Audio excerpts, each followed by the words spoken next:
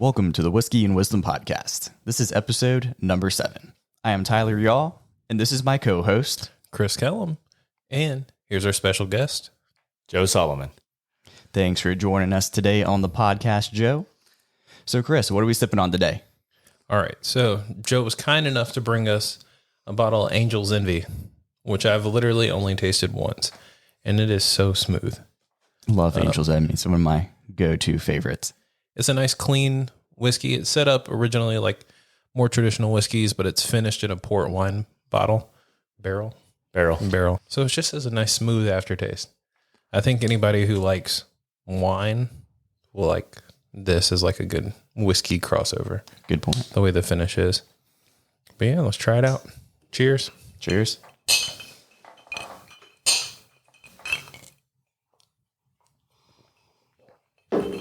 Just as good as the last time. Oh, yeah. I like the sweetness at the end of it. Yeah, It's just a definitely. little bit of that vanilla at the end. It kind of mellows it out. Definitely a good one to start with if you haven't had too many whiskeys before. It's a good intro. But before we get into the meat of our podcast today, we want to thank our sponsor again, Hydronique Hydration.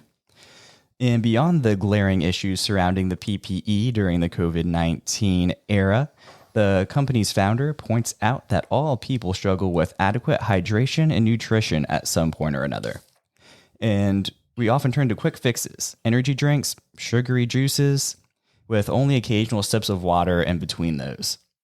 To provide people with an easy to remedy this, Hydronique Hydration went to work to create high-quality, nutrient-rich, and sugar-free powdered formulas. Their first offering is a hydration electrolyte powder packet containing key vitamins, minerals, amino acids, and antioxidants, including elderberry, which is actually one of my favorite things to have during the flu season anyway.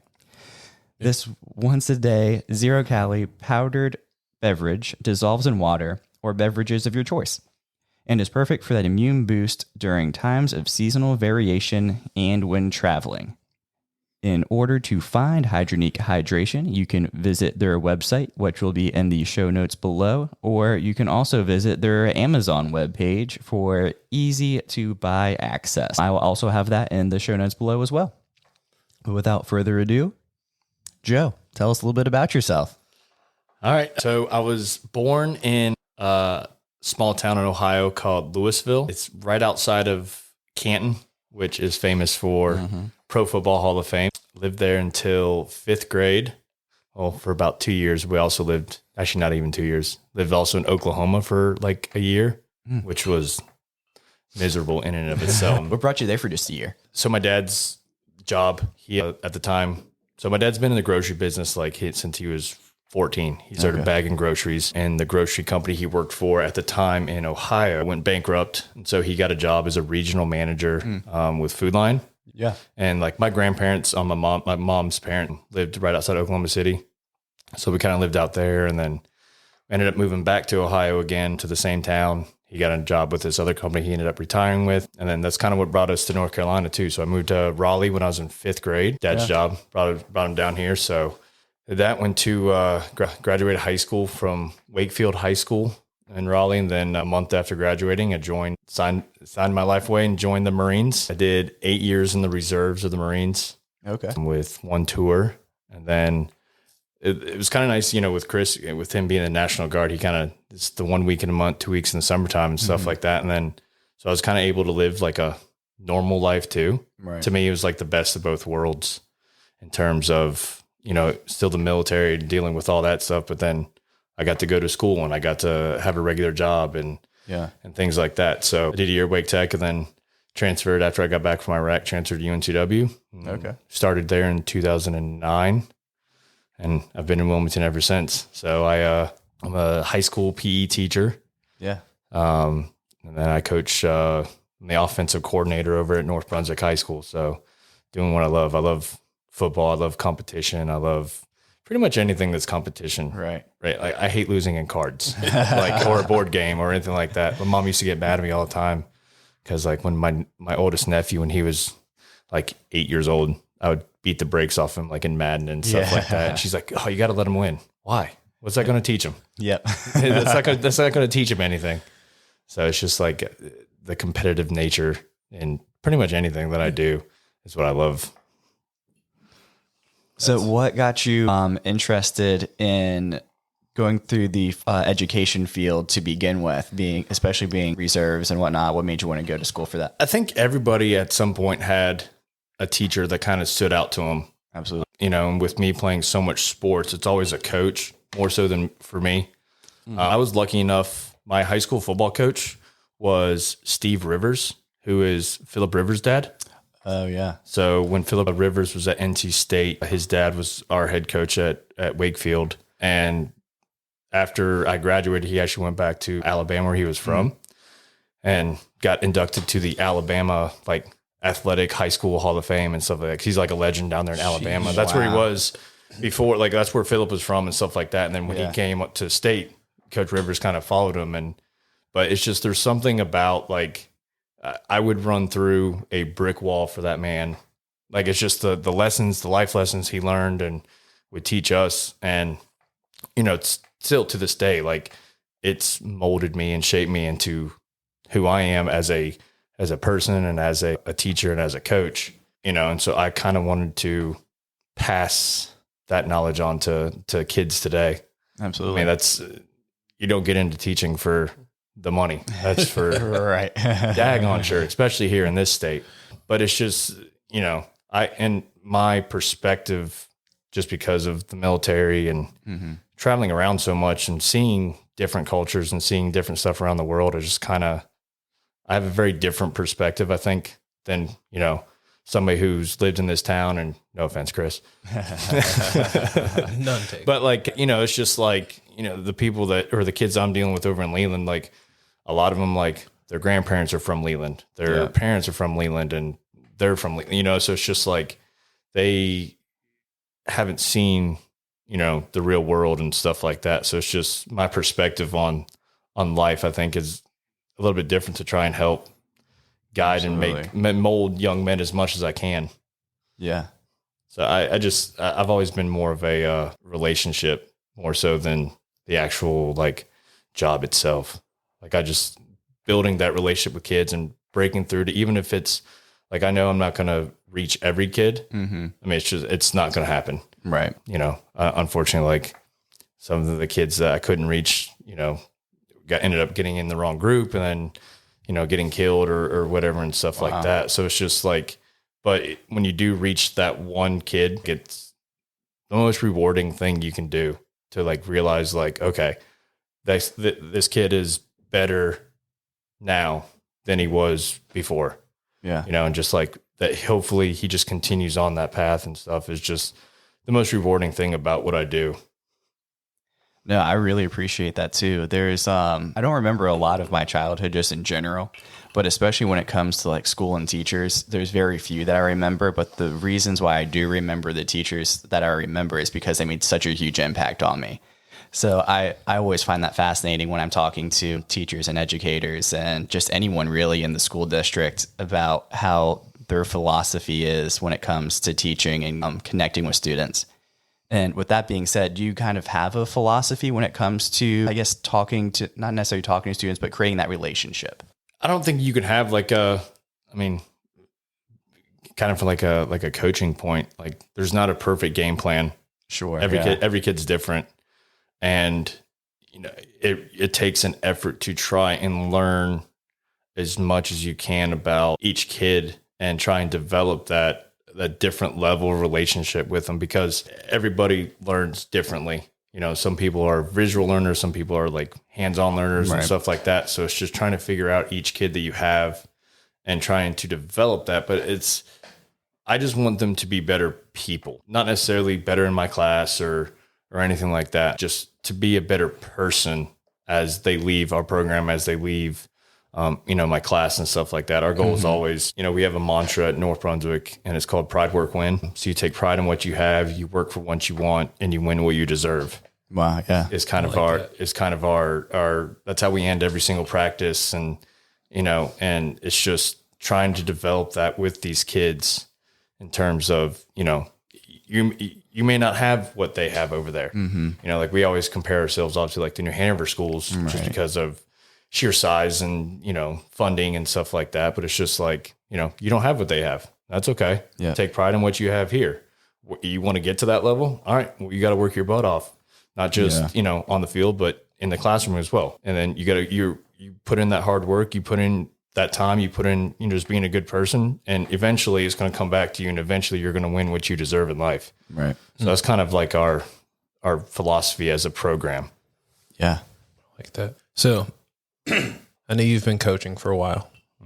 You started coaching at Topsail, correct? Yeah. Yeah. I was at Topsail for 4 years. Okay. And what'd you do there? So did a little bit of everything. So when I was at Topsail, I did, let's see here, I coached.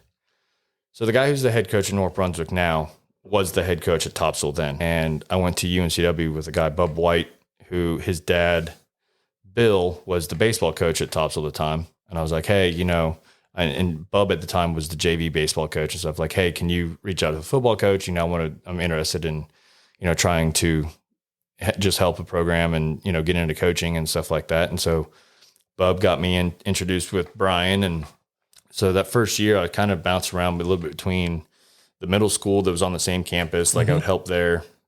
And then I'd come up to the varsity, the JV and varsity practice. And I was coaching receivers and defensive backs that first year. And then I coached over the 4 years. I coached running backs. I coached outside linebackers. I coached inside linebackers. And then that last year, I actually was the defensive coordinator for him. And then he left and went to Virginia. So I ended up going to Laney after that and coached at Laney for 3 years. And I did linebackers that first year. And then I did receivers the next 2 years from that. So I was with Greg Dietz. He was the first head coach, and then he stepped down, and then Ishad Yeoman was the head coach that took over for him. So I coached with Yeoman for 2 years. And then I got a little burned out of high school football. It was, you know, it's a lot of, people don't realize, I mean, it's a 12-month job, like for high school football. Cause even right now, you know, we just started our spring practices and stuff. So not even into football season yet, but we're still breaking down film. We're still game planning. We're still working our install schedule and stuff like that. And then you have all the summer workouts. You know, when I was at Laney, I would get up earlier during the summer than I would during the school year. Wow. Because we would start workouts, because obviously it's hotter than Hades out here. So we would start workouts at 6:30 in the morning and go till like 9. Yeah. Wow. You know, try and beat the heat of the day and stuff like that. So it's just all that grind. And then, you know, with Laney being a 4A high school, and it's what kind of sucks about, you know, here in Wilmington when it comes to sports and stuff, like we're almost like an isolated island. Oh, we really are. When it comes to sports, and like these schools and stuff. So, because all around us is nothing but small schools like Pender, Trask, East Columbus, you know, stuff like that. So for a school like when I was at Laney, for us to play anybody close to our classification, well, the closest you're going to is either Jacksonville, that's 3A, or Greenville, which is a 2.5 hour bus ride, or go up to Raleigh, which is on a bus that only goes 55 miles an hour with no cruise control. It's even worse as you're the driver, because everybody else is typically asleep on the bus, and I'm sitting there driving high, like all hyped up on 5 hour energies just so I can try and stay awake, driving home 3 hours in the dark on 40, which is already a miserable drive anyways. Right. That is so painful. You know, so it's just like all that time and stuff like that just kind of got burned out. And then I took over at Noble when I was teaching there and was the head coach there for 5 years. And then, you know, it was nice because I was, you know, getting home at 6 o'clock every night. My furthest drive is like down to Murray Middle School. So it was like a 25-minute drive was the furthest trip I had to go. And it was good to kind of revitalize myself and everything. And then when Coach Davis got the job at North Brunswick 4 years ago, pretty much when he first got down here, he's like, hey, come coach with me again. I was like, I had a group at Noble that was, I went 3 years in a row undefeated. And like that 8th grade group that I had in one more year with them. I was like, I can't leave these guys right now. Like they were, one kid ended up going to IMG down in Florida. Wow. Like halfway through his 8th grade year, like went down there and then got MVP of their spring game as an 8th grader. Oh my goodness. And the next day got a scholarship offer to Kansas like as an 8th grader. Dang. So like I'm like, yeah, I'm sorry, but I can't leave these kids. I need at least like one more year. And then the whole COVID thing hit. And so their football season 2 years ago, 2020, got pushed to the spring of 2021. Okay. And Brian called and he was like, hey, I really could use some help. I was like, okay, I think I can get this to work, because our season got kind of pushed around and stuff like that. And I was like, all right, yeah, I'll come back out and help. And so I helped him coach that spring season. We had 7 games. And then that kind of got the itch back with me again for high school ball. I missed the X's and O's and like the chess match of high school, because middle school is great, but pretty much if you have a better athlete at the middle school level, you're going to dominate. Yeah. It's just, it's just kind of what it is. I didn't have to do a lot. It was very basic, and, it was great because I was teaching the fundamentals of the game and stuff, but it's just, I missed. It was like playing checkers versus playing chess. Yes. It's 100% what it is. You know what I mean? And so like, because with high school, it's 2-3 moves ahead, like it is in chess and stuff like that. And so I kind of got that itch again, and they ended up having a PE spot this year. So I came back over there. I interviewed, got the job over the summer. And so now I'm on this will be coming up this coming fall will be my 3rd season of coaching there. Yeah. So I've missed, I love being back at the high school. My wife, it took her some getting used to, because I'm sure, during the season, I leave the house at 6:40 in the morning. And, if it's especially if it's like an away game, I'm not getting home till 1:30, 2 o'clock in the morning. Wow. So, cause that's a long day. It's draining. It's draining. It's, but it's worth it. Like it's like a good draining. Yeah. It's just like feeling accomplished at the end of the day. Yeah. Yeah. Or, if it's a loss, like, okay, well, what do I need to do better? Right. What do, myself, like, what can I do better to help better prepare us so we don't make these same mistakes? Because clearly, either my message or our game plan they weren't getting it. So, okay, little self-reflection time. What do I need to do better as a coach to make sure that they're understanding what our expectations are, that they're understanding what our game plan is? So it's that's why I love football. It's just, it's an instant, like you can see right then and there, okay, well, we're not better than them, like athletically. Okay. So what do we need to do to give ourselves an advantage? Is it a scheme? Is it a, same play, but different formation, a little movement, a little whatever, but it's just, you can see right then and there, okay, now we got the adversity. How can we overcome this? How can we still fight through to the end and stuff like that? Even if we know we're not better than them, I still want to see you fight. I still want to see you give effort, right? Along those lines. So my random question for the day, because you've coordinated multiple positions. Yeah. What's your favorite? You stole mine. I just wrote it down. I played receiver and DB in high school. I played receiver and safety. So I've always kind of liked that a little bit better. So that's what I'm coaching now. And it's just, I guess it's like what I'm most comfortable with, right? In terms of just skill, because I could probably coach the offensive line, and stuff, but I know that's not what I've never coached it before. So I would definitely have to do a lot of learning on how to coach it and things like that. But the receivers quarterback, that's my niche when it comes to coaching and stuff like that. I definitely like offense better than defense personally, because offensively, I dictate what the defense is doing. Yeah. Like with my formation, with motions, with, my play call, I know what it is. And so the defense has to react to me and what I'm calling. So I guess kind of having that control, I guess is like a little bit of a thing, but it's just defense is very reactionary to me. Like in terms of, okay, the offense lines up in this, the defense has to react to that. I like to be a little bit more, okay, here's our game plan. You have to react. You have to respond to what I'm doing, not the other way around. So that's why I like the offense better. Yeah. And let's be honest, you put up 40 points, 50 points a game. Right. That puts the butts in the seats and stuff like that. Exactly. So. Yeah. You get that quantitative kind of. Yeah. Yeah. So outside of winning a championship and reaching the students, do you have any goals for yourself on the football side? I think I would like to be a head coach someday. Yeah. Kind of work towards that. I've already told myself, and my wife and I have talked about it and stuff too. I'm not going to go chase jobs. Mm-hmm. You know, I'm not going to be the one that's going to, okay, I'm going to go apply for a job over in Charlotte or, okay, let's move there. Okay, let's live here for 3 years. Then I get fired. Okay, let's go to this job over in Raleigh. And I don't want to do that, like, to, you know, as we try and start having kids and stuff like that. I don't want to put a family through, like my family through that. Sure, yeah. I moved around a lot as a kid. Like I went to, let's see, 1, 2, 3, 4, 5, 6, 8 different schools. Oh, wow. Like in my life from like kindergarten to graduating high school. So like, you know, that sucked. Like I hated having to do that. Like always just kind of, even if it was in the same town, like where I was in Ohio, but it still was just like, just moving across town, still different schools, different people. Like I don't want to do, like, I kind of hated that as a kid. So like I've already kind of told myself, like, I'm not going to chase job. You know, we just bought a house 1.5 years ago and I don't feel like moving again because moving sucks, as Chris knows, going through it now and stuff. Gosh. But so, yeah, like, I mean, I would, you know, Coach Davis has kind of like molded me and mentored me and stuff like that to hopefully maybe, you know, he's only got 5 years left before he retires. Yeah.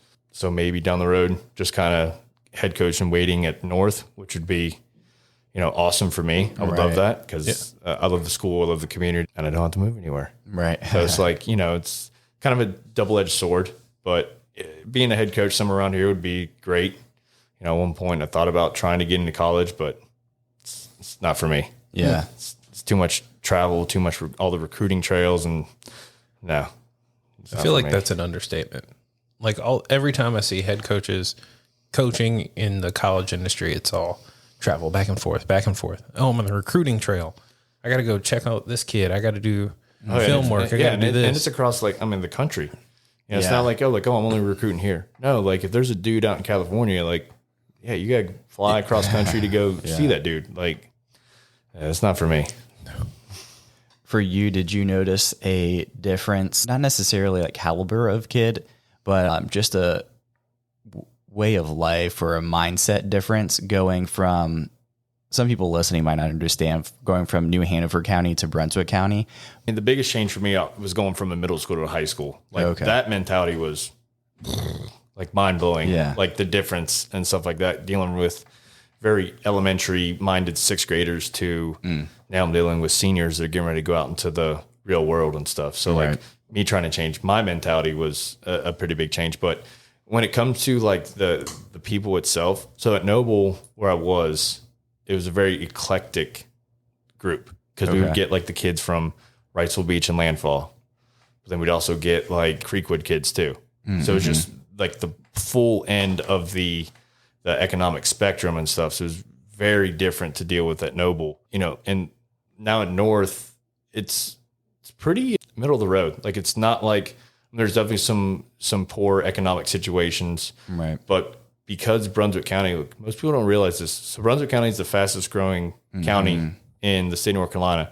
It's also like number 5 in the country in terms of like fastest growing, like per capita or something like that. Yeah. So it's like the amount of growth that Leland is having, you're seeing a lot more of kind of that upper middle class moving in. Sure. And stuff like that. So you're starting to see that at North Brunswick now. Like we have 1,350, I think, is our enrollment. Wow. And they're projecting in the next 5 years to be over 2,000. That's a huge increase. Man. So like not only is that like a massive increase of students, but you know, now it's obviously like a burden on the school system. Absolutely. Okay, now we got to build extra buildings, or are we going to build a new high school or whatever and stuff like that. Yeah. So that's kind of it's kind of mind blowing to see it like firsthand right now. That's crazy. But see, if you add another high school, you take kids from everywhere and you all stay at the same like 2-3A level. Yeah. And that's kind of the weird thing is like with us being a split conference. So it's pretty much like the 3 Brunswick schools are 3A, and then the 4 New Hanover schools in Topsail are all 4A now. Oh, wow. So it's like, you know, really for us, for playoff purposes, we just have to beat like South and West, you know, because then we'll be the winning 3A team or whatever. So, you know, if they take that, but then who else are you going to go in a conference with? Because like, there's nobody else around here, right? Unless you go with like Whiteville and South Columbus, East Columbus, or schools like that and stuff. But yeah, it'll be a very interesting next couple of years on what happens with all that. I can see that. I was surprised. Like when I was going to high school, Topsail was a 2A school. That's what they were when I was coaching. There was 2A. We were like East Dupin and all that stuff. Wow. Like we didn't even look at Topsail. They were like, oh, hey, we'll play Topsail as the, get your strokes in kind of games. The warm up opening game. Yeah. And now Topsail is just kind of blown up. And I guess people are like, well, we don't want to move up there, so might as well move to Brunswick County. That just like taxes are so much cheaper in Brunswick County. That's why so many people that live in or work in Wilmington, they go live in Brunswick County because it's so much cheaper property tax. That's why I do. Yeah. Yeah. Like, and so, but you're talking about Topsail. So like just the growth in this area in general. So every 4 years is when the state reclassifies high schools. Okay. So literally the last 4 realignment cycles, Topsail was 1A, then they jumped to 2A, then they jumped to 3A, and now they're 4A. So in 3 consecutive in realignment cycles, they've jumped to every classification. And North will probably be 4A when it comes to if they don't build a new high school and stuff like that. It's insane, just the growth and how crazy it is around here. How's that affect teaching PE? So when I was at Noble, we had 3 PE teachers. So I had anywhere from 45 to 60 in a class. Wow. Which is insane. Yeah, that's absurd. It was insane to for deal PE, with. I'm sure that's just chaos. But I will say we were very good in terms of it was very organized. You'd have to be, I'm sure. Yeah. It was very strict in what we had to do. So with us now in PE and stuff like that over at North, so it's just obviously going to high school, it's a little bit different because there's different electives. Mm-hmm. So you have the only time you have to take a PE class is you're freshman health and PE. That's the only required PE you have to take your entire high school career, which is mind blowing to me. But it's a different subject for freaking how obese this country is. And you're like, oh yeah, you only have to take 1 PE class. What? It's crazy. When I moved down here, my sister started high school down here. She was in middle school, but she was in high school the next year. And she was telling me that they only have 1 PE class. And there's really no structure, at least where she went to school, for it. And there was kind of oh, hey, go play volleyball today or whatever. And Pennsylvania, where I grew up specifically, you had to take it all 4 years. And not only do you have to take it all 4 years, but you get graded on how fast you run. So you could get a B because you weren't running fast enough. And I was a weightlifter, so I never ran fast enough. Well, that's my wife because my wife's from Pennsylvania as well and stuff like that. So she would talk about that, how she, I'm like, oh yeah, they only have to take 1 class. She's like, we had to take it all 4 years. Oh yeah. And we would take swimming and things like that. We would go walk across to the natatorium and go swimming. Yeah. For a PE class. I'm like, yeah, no, we don't do that. I mean, so I teach, so freshman PE.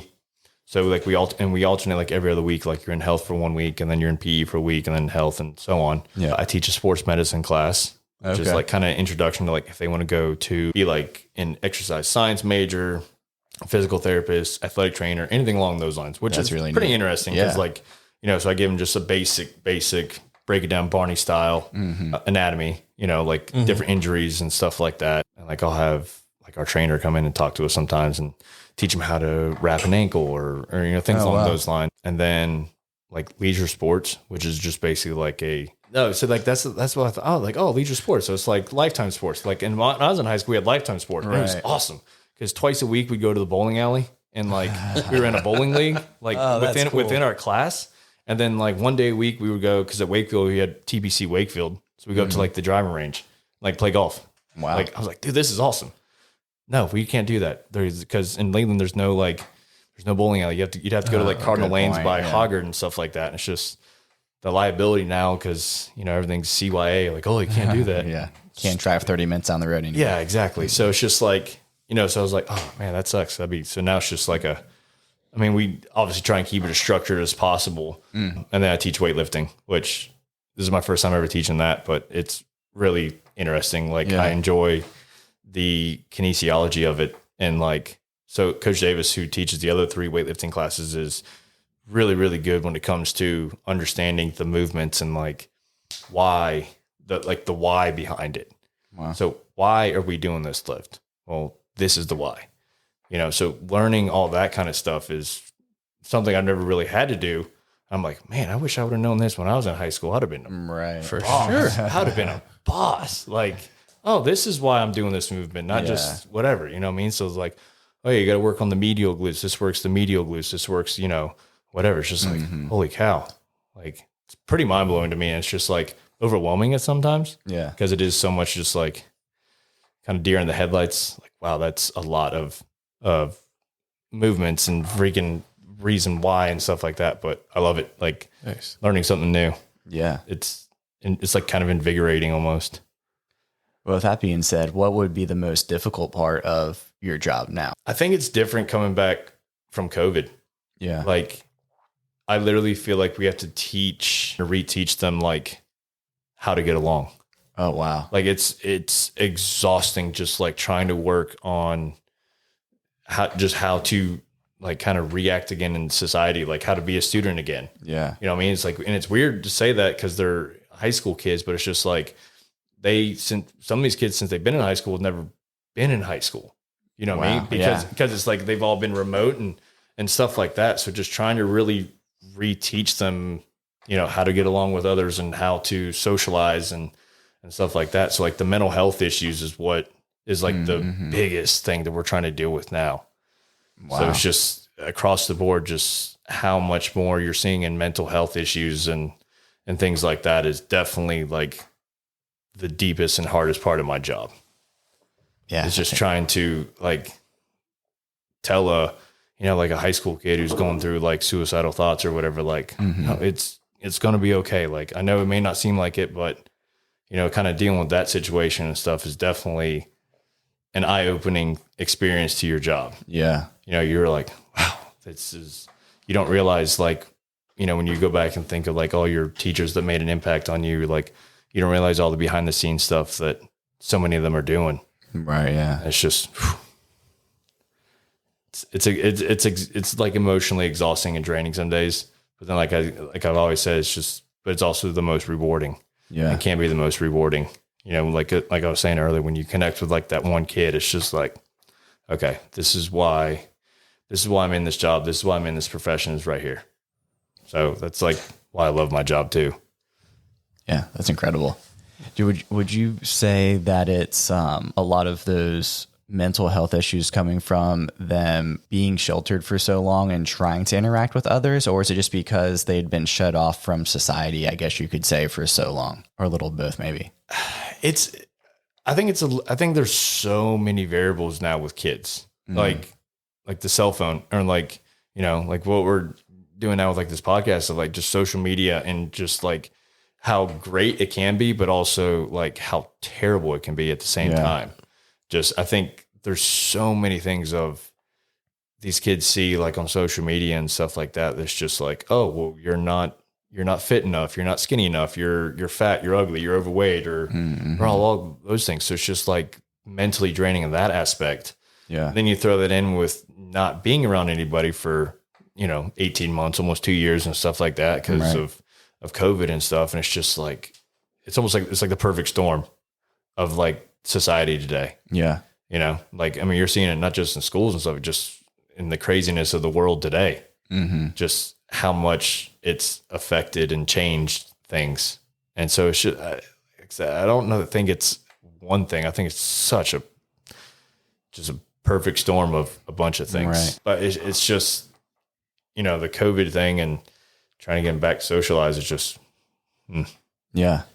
So for this podcast in particular, the main age group is from the ages of like 25 to 45. So right out of college and starting in your career, kind of getting your footing and whatnot. What would you tell that age group to, if they're directly in contact with high school students, what could they do to help with some of those mental issues? Oh, that's a good one. I think some of these kids today, they don't know how to ask for help because it's either like, or like, you know, like some of the athletes that I deal with and stuff like, oh, that's soft. They're like, I'm okay. They think it's almost like they're too tough to ask for help. Yeah. They don't know how. So I think just the biggest thing is getting into working with kids, whether it's, you know, therapy or if you're getting into education or anything along those lines, or if you're volunteering, with like different programs and stuff, it's just be as open as possible and be as sincere as possible. Sure. Because kids can see right through it if you're bullshitting them or not. Oh, Like they may play dumb, but they're smart as hell when it comes to that stuff. Like they know if you're legit or if you're, just putting on a front just to like, hey, look at me type deal. Right. So that's the biggest thing. It's just like be as upfront with them as possible and, volunteer. Cause a lot of these things too, it's just like, they don't have, some of these kids just don't have anything at home. Right. They don't have, their parents aren't there or single mom working, 2-3 jobs and stuff like that. And sometimes most of these kids are having to work to help pay the bills. Wow. Yeah. You know what I mean? So anything you can do to assist in those kind of areas is always going to be good. Like food banks or like I said, if you work for like an after school program or something along those lines where you're mentoring the youth, because that's a biggest thing. That's why like me as a male, some of these kids I coach, they have zero male influences in their life. Yeah. Zero. And so they've been kind of raised by females. They don't know how to be a man because they don't have one in their life. Right. So, if you're a guy just being like a mentor for some of these guys that need it because they don't have the male influence in their life. And it's just, they don't, like I said, they don't know how to be a man. So that's why I love what I do. Cause I'm trying to teach them how to be a man. Yeah. Like kind of sometimes you guys grow a pair and grow up. Right. You know what I mean? Chris and I were actually having a conversation with someone else recently where we were talking about that it seems like society in general is trying to make it okay for people to ask that they need help and ask more questions. And I think for our age, it's starting to turn around a little bit more that way. But from what you were just saying there, it seems like in the high school realm that it's still that kind of like macho, like, I don't need anyone's help. I can do this on my own. Is that a pretty accurate way of presenting it?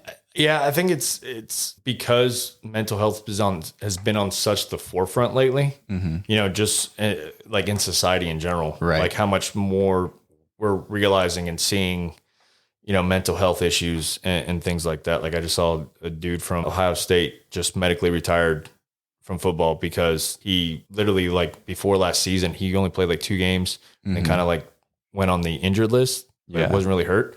Well, he attempted to commit suicide. Wow. Like, and then went to like the head coach, Coach Day and stuff like that. And so like, you're seeing full scholarship football players dealing with mental health issues. Yeah. And it's okay to not be okay, and too many people aren't thinking like that.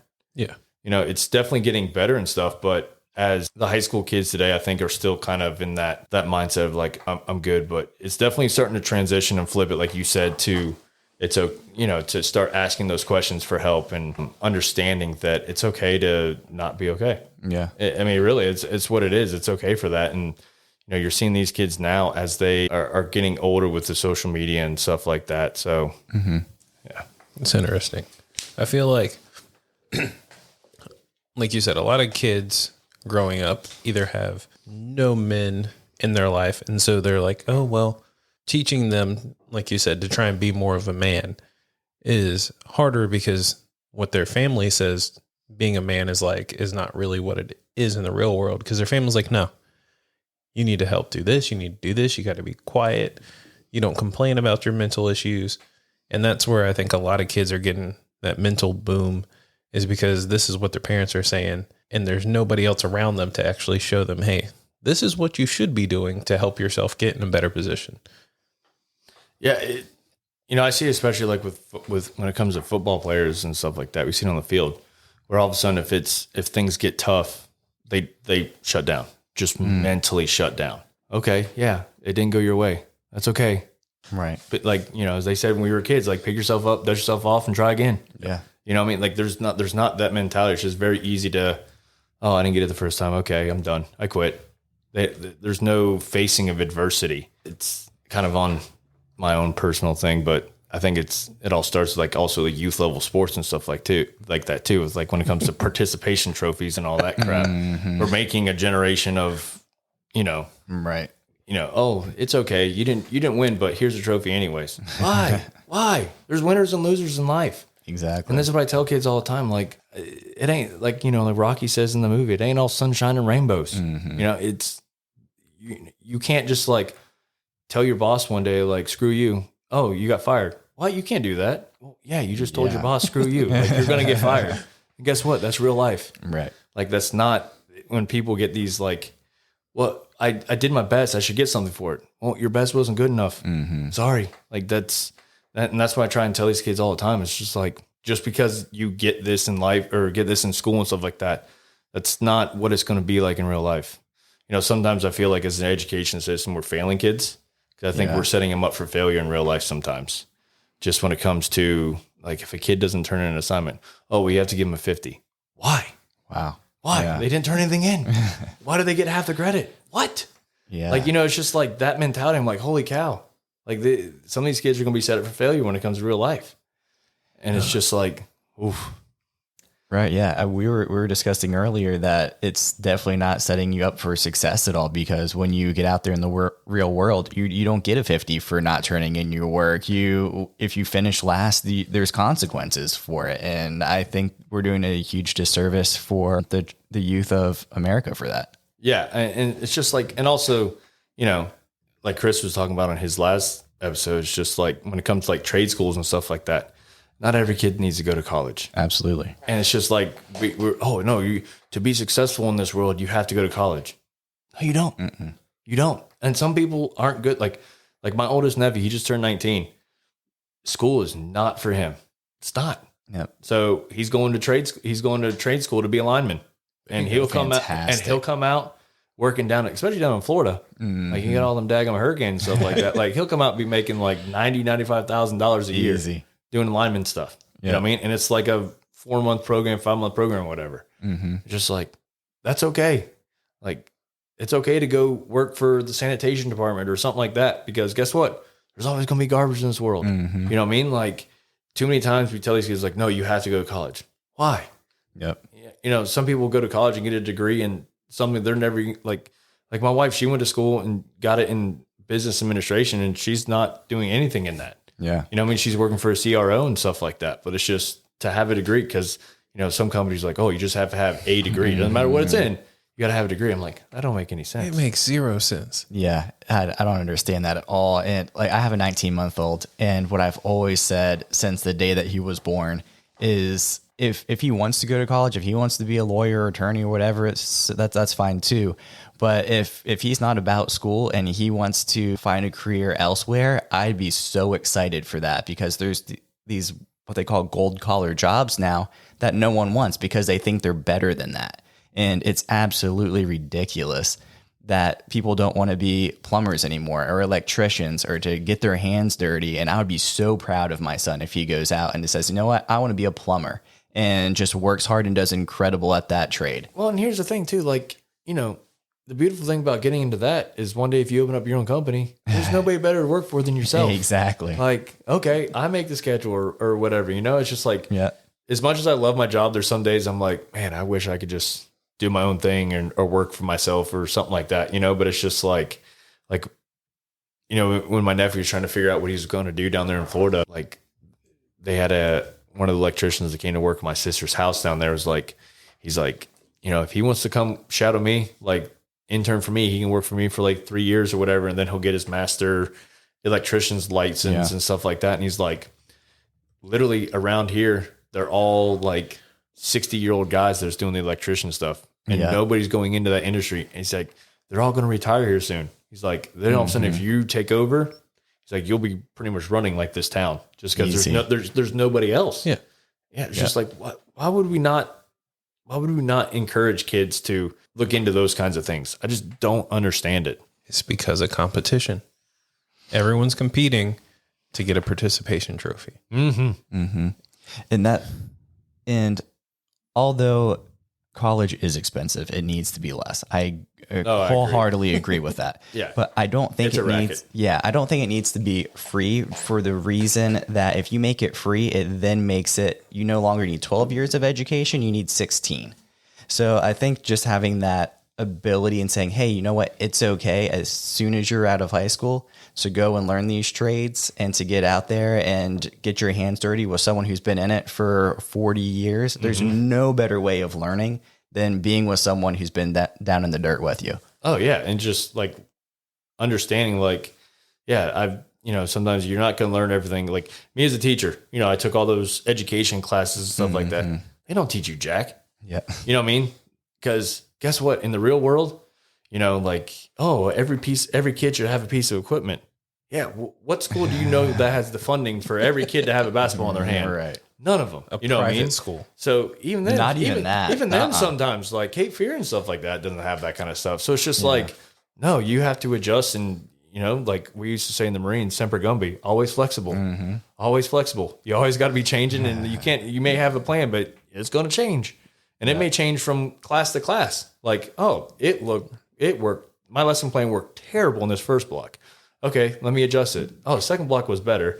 Third block, okay, that's the way it's supposed to be. You know what I mean? Like, so even like throughout the course of the day, your plan's going to change. Yeah. And it's just like trying to figure out all that stuff on a daily basis is mind blowing sometimes. You said you've been doing this for about 10 years? Yeah. So this is year 11 for me. Okay. It's my first year at the high school. So nice. Yeah. Because I was at Noble for 10. In general, other than through COVID, have you noticed the difference between kids now and 10 years ago?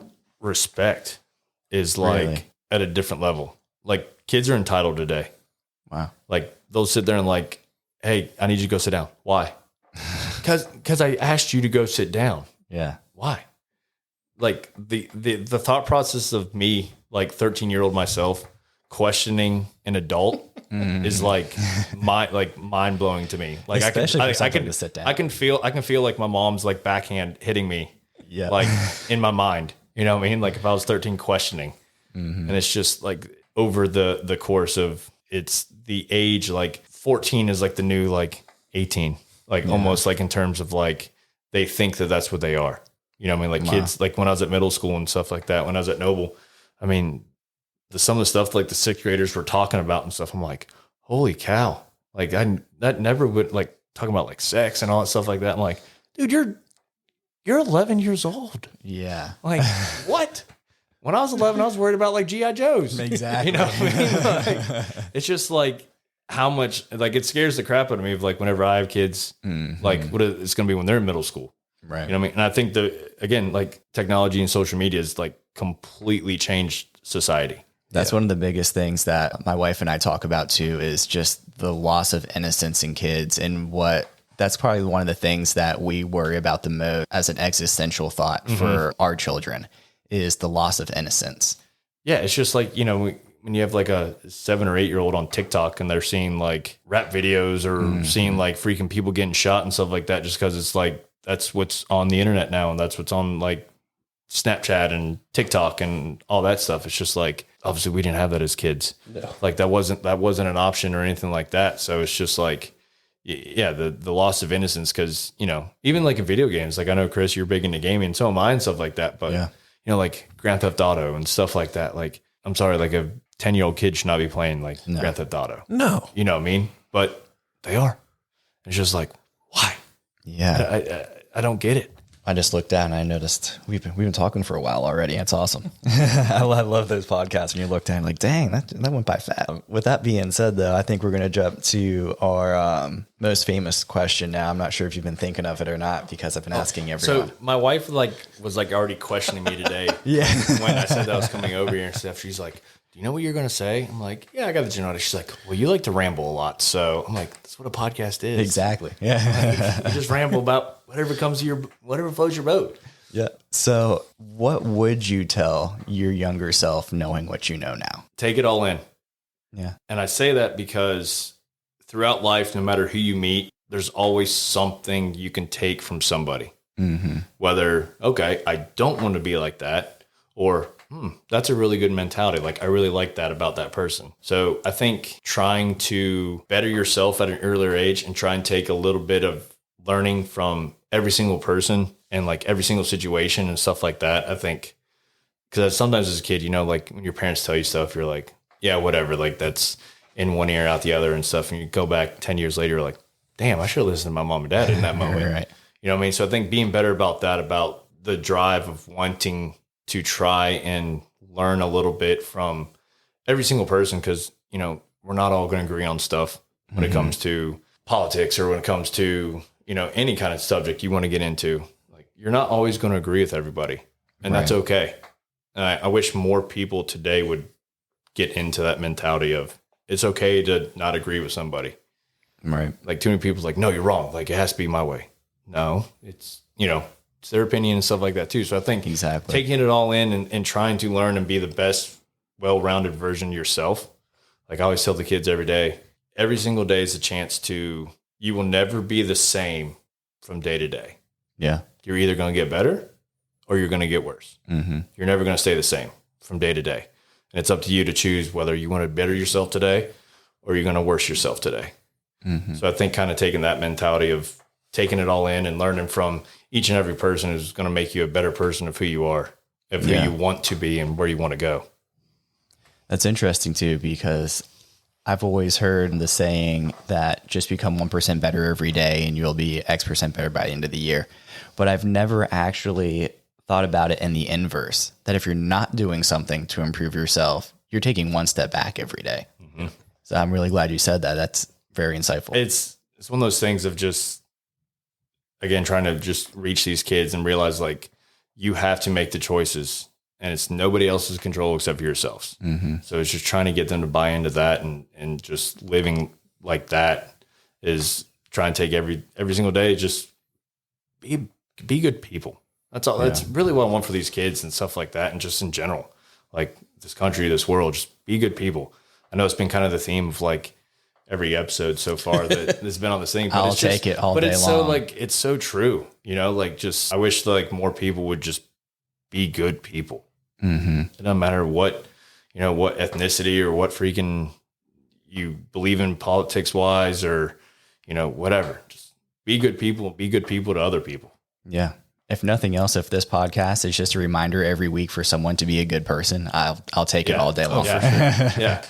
Because at the end, eventually it's going to fall on somebody's ears that you're going to reach and be like, okay, you know, kind of like what I'm talking about. Like you're not going to be able to reach every kid, but when you do reach that one, it's going to make a difference in that person's life. Absolutely. So maybe this podcast will do that. Yeah. I sure hope so. Well, thank you so much for coming on. I enjoyed the Angels Envy quite a bit. It's always been my favorite, so thank you for bringing it today. Oh, yeah. Well, I mean, Palmer brought on his own, so I was like, I couldn't be one up. Right. So I had to bring on at least something, too. Since I'm very new into the bourbon game, this is only the second bottle I've ever bought. You're starting off good, so you can't go wrong. So wait, what was your first bottle? The Gent. Oh, yeah. It was really good, too. It was like a blended collaboration with the dude from Jim Beam and some Japanese whiskey maker. Cause I guess like Japanese whiskey is very into like blending flavors and stuff. Mm-hmm. So it was a collaboration between those two. It was really good and smooth. It was finished in port and sherry wine. Oh, I love that. Yeah. Those cherry barrels that when they're aging there, they're my favorite. Yeah, it was good. It's really smooth and kind of added a little bit of sweetness at the end. But this Angel's Envy, I like the like I said, that little hint of vanilla. Yeah. Well, thank you so much for coming on. We really appreciate your time today. And thank you everyone for who is listening right now. And every download helps. We are on every major podcast app. Please share with a friend or family or anyone else you think would like it. If you want to support the podcast, please visit Hydronique's website and Amazon store, which will be in the show notes below. And we even started a Buy Me a Coffee website that will also be in the show notes if you feel ever so generous. Thank you all again, and we will see you on the next one. Have a good one. Cheers. Yep.